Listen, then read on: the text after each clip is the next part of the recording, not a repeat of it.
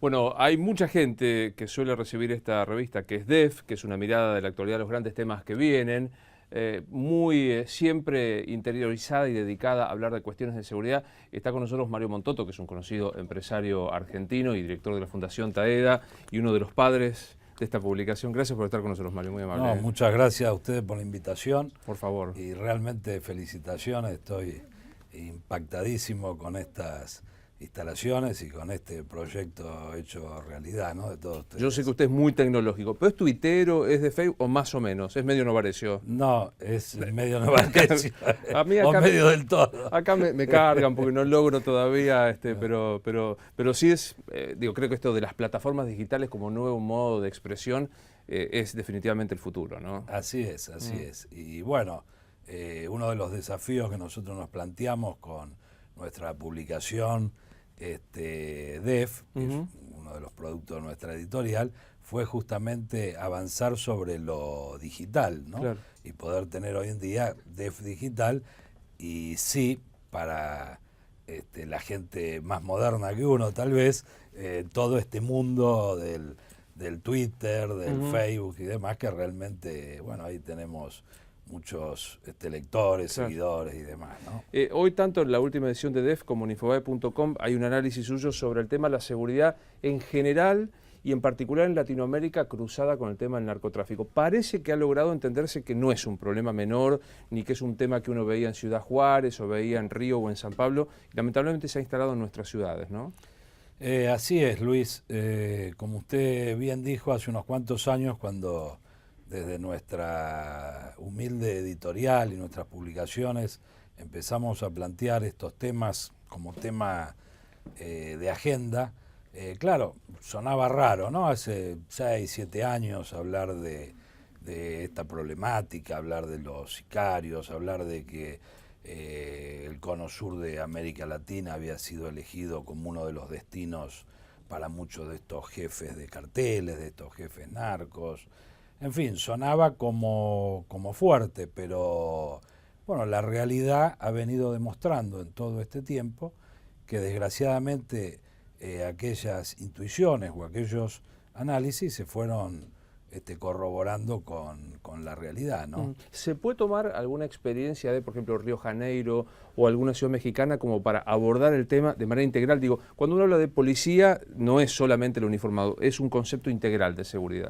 Claro, un poco el planteo nuestro es justamente ese, ¿no? La seguridad es una problemática integral, la solución hay que buscarla en la integralidad. Ya pasaron las épocas que la palabra seguridad se asociaba exclusivamente a resolverlos, ¿no? O resolverlo entrando a los tiros o con un concepto exclusivamente de represión.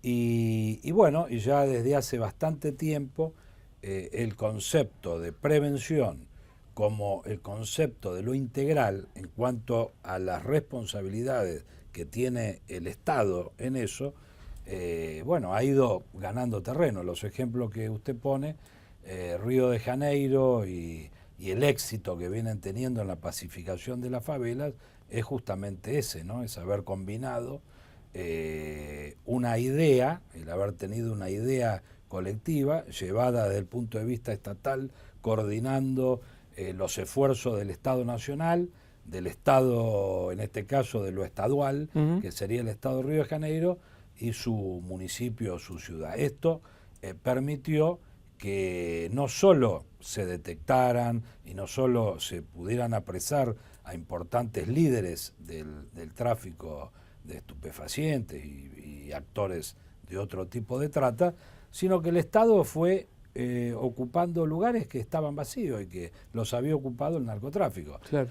Tan elementales como, por ejemplo, que en la famosa favela Rosinia, los ciudadanos, habitantes, porque no hay que olvidarse que son ciudadanos, ¿no? Viven en esos lugares, son ciudadanos con todos sus derechos, terminaban pagándole el cable al narcotráfico, el transporte al narcotráfico, la salud al narcotráfico, y bueno, y el Estado brasilero en ese sentido decidió hacerse cargo de esa problemática con resultados muy buenos, ¿no? Claro, porque ahora nosotros lo vemos con miras al Mundial a los Juegos Olímpicos. Pero yo decía, me parece que en Brasil hubo menos prejuicio ideológico. O sea, desde el gobierno de Lula y ahora de Dilma, de extracción de izquierda, hasta los gobiernos estaduales y locales, entendieron que había que haber una intervención directa y no se jugaron con este prejuicio que aquí en la Argentina mucho funciona, que la represión es de derecha. Entonces hay que dejar que se solucione por otros medios. Me parece que tomaron una decisión de Estado, los tres gobiernos coordinaron y entraron para que los resultados se vean ahora, ¿no? Así es, la seguridad indudablemente tiene que ser una política de Estado, ¿no? La inseguridad, que es lo que vivimos en muchos países latinoamericanos y también en nuestro país, por supuesto, debe abordarse desde esta integralidad del Estado. Y nosotros venimos planteando, también de hace mucho tiempo, que la seguridad no tiene que ver ni con la izquierda ni con la derecha, no tiene que ver no solo con preconceptos, no tiene que ver con las características políticas de los gobiernos o las administraciones que cada país pueda tener de turno, ¿no? Nosotros señalamos un ejemplo que causó mucha curiosidad, que es justamente el de Cuba. Nadie puede decir que el gobierno cubano sea un gobierno de derechas o que el gobierno cubano no sea lo que es un gobierno de características socialistas, una revolución que sigue perdurando en el tiempo. Y bueno, los índices de delincuencia en Cuba son extremadamente bajos. Y ponga algunos ejemplos de eso que yo veía en su nota, ¿no? El Código Penal es durísimo, es severísimo en Cuba. Es durísimo para aquellos que no tienen autorización para la aportación de armas, por ejemplo, que en Cuba, salvo la Fuerza Armada y la Fuerza de Seguridad, nadie tiene autorización a la utilización de armas. Las penas van desde los 8, 10, 12 años, depende del tipo de armamento, puede ser hasta cadena perpetua, y yo conozco varios casos donde la utilización de armas de guerra en Cuba ha determinado en aquellos que la utilizaron o que la aportaron el fusilamiento. Y vuelvo a repetir, nadie podría decir que Cuba es un gobierno de derecha. Sí. Para no poner solo el ejemplo de Cuba, la República del Salvador, que tiene un gobierno cuyo presidente es el señor Funes, un gobierno del Frente Farabundo Martí, tiene políticas de Estado de seguridad muy claras, tiene acuerdos como tiene Cuba también con Estados Unidos, que poca gente sabe, acuerdos de complementación frente a determinado tipo de delito.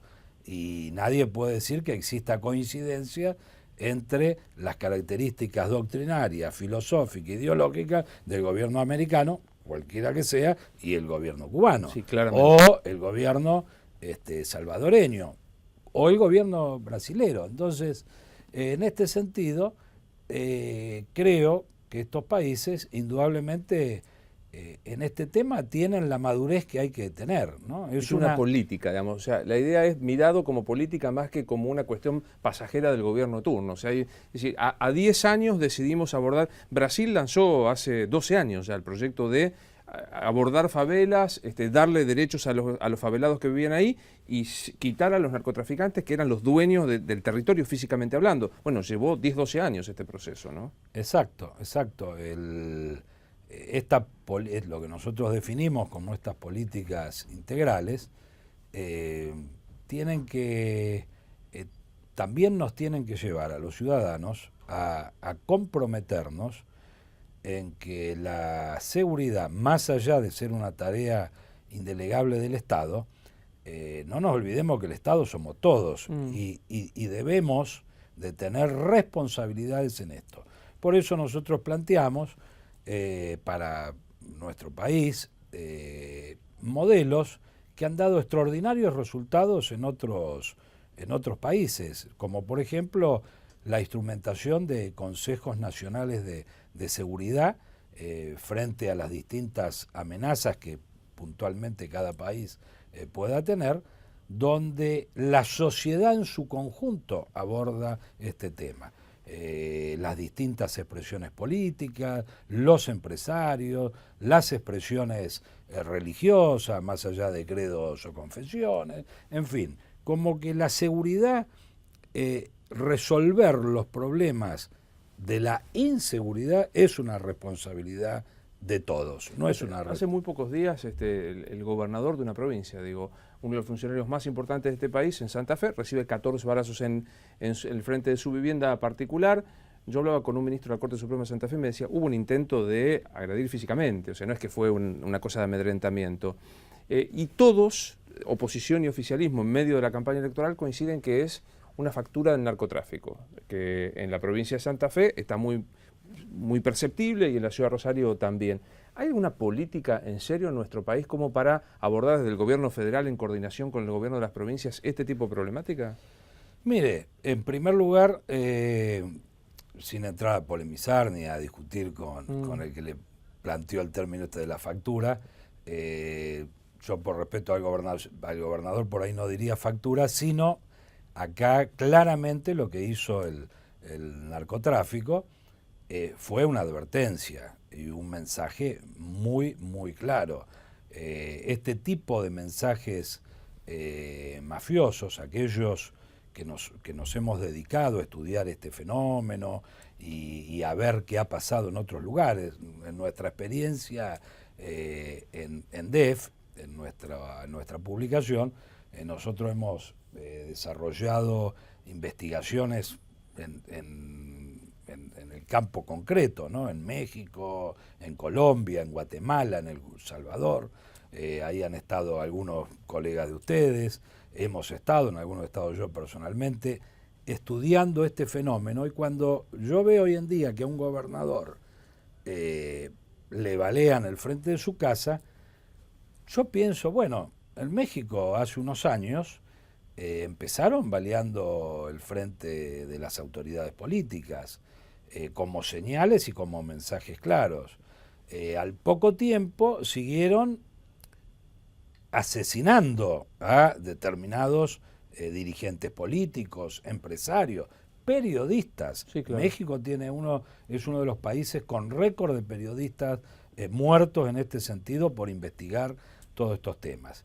Y estos mensajes fueron creciendo y se fueron desarrollando hasta llegar a cosas realmente desagradables, hasta desagradables plantearla en televisión por no ser horarios de protección al menor, como los famosos mensajes sábanas, claro. Eso que hemos visto varias veces también publicado en Infobae, esos cadáveres colgando de los puentes sin cabeza, en fin, son mensajes, ¿no? Las autoridades nacionales, provinciales, deben tomar cuenta de estos mensajes. A mi entender deberían tomar cuenta de la forma que veníamos planteando antes entendiendo que es una problemática de todos, y planteando políticas, cuando decimos políticas de Estado, que trascienden o que van más allá de los gobiernos coyunturales o los gobiernos que puedan tener, y no solo de los gobiernos nacionales, sino que esta es una amenaza y una problemática global. Claramente. Y somos todos parte de esta aldea global. A algunos les gusta más o menos plantearlo, pero en definitiva, así como uno habla sin temor a ruborizarse de problemáticas que son parte de esta globalización, como la pobreza, la exclusión y demás, bueno, estas amenazas son parte de la globalización también. Claro, se complica en un país donde, por ejemplo, por poner la capital federal, sigue todavía la discusión de la jurisdicción, de la Policía Metropolitana, de la Policía Federal. Se usa como instrumento de discusión política, antes de que como política de seguridad integral, ¿no?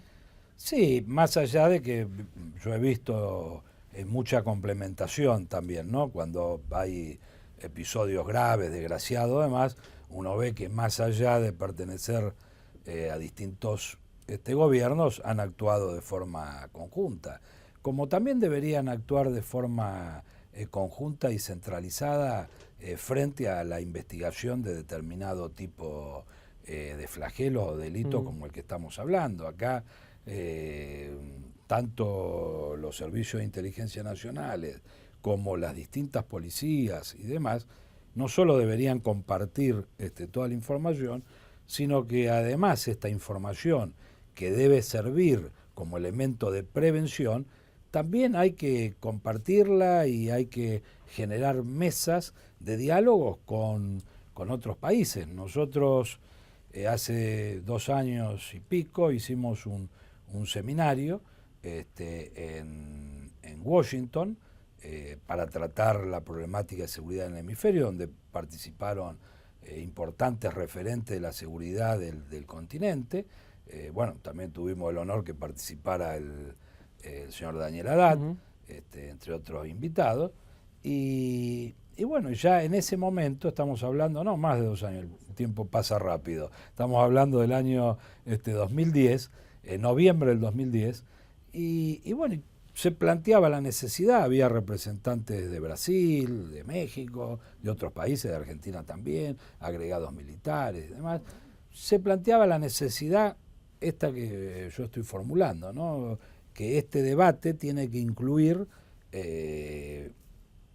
políticas comunes que ya hoy en día, al ser una amenaza global, o al decir, o para ser más preciso en lo que nos toca a nosotros, una amenaza de orden regional o de orden hemisférica, hay que dar respuestas también acorde con esta situación. En esta nota se plantea la posibilidad de un Consejo Nacional de Seguridad, digamos, como un órgano superior que coordine.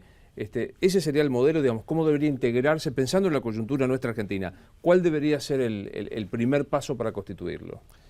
Mire, el primer paso justamente es algo doctrinario y de buena fe, entender lo que planteábamos antes, que la seguridad no es ni privativa ni un derecho exclusivo de ninguna o de alguna fuerza política en particular, de algún partido en particular o de algún sector en particular.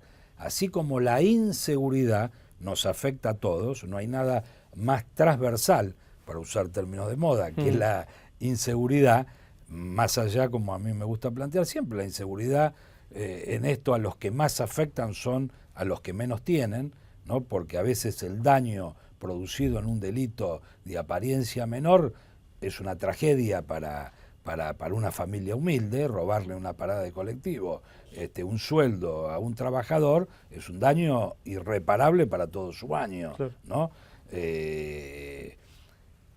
Bien, estos elementos, o entender esta situación que nos ayude a tomar estas medidas preventivas, hace que un Consejo Nacional de Seguridad integrado por los distintos actores de la vida nacional, nosotros creemos que ayudaría a que cuando se discute este tema, todos digan, todos somos responsables, ¿no?